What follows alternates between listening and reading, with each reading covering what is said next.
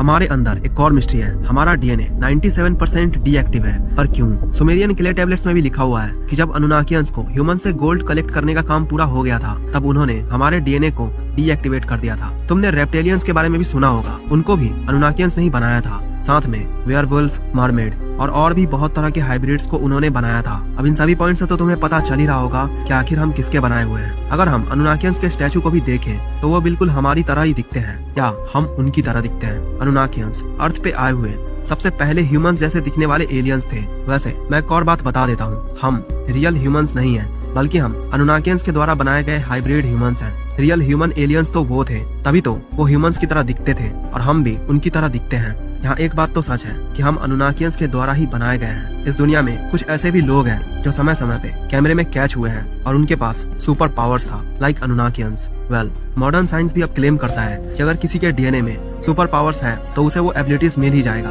अब यहाँ एक और ट्विस्ट है, अगर बंदर ही हमारे रियल एंसेस्टर्स थे तो हमारे डीएनए में सुपर पावर्स कैसे है? बंदरों के डीएनए में तो कुछ भी स्पेशल नहीं है, तो फिर हमारा डीएनए इतना ज्यादा स्पेशल क्यों है, और क्यों हमारे डीएनए को डिस्ट्रॉय किया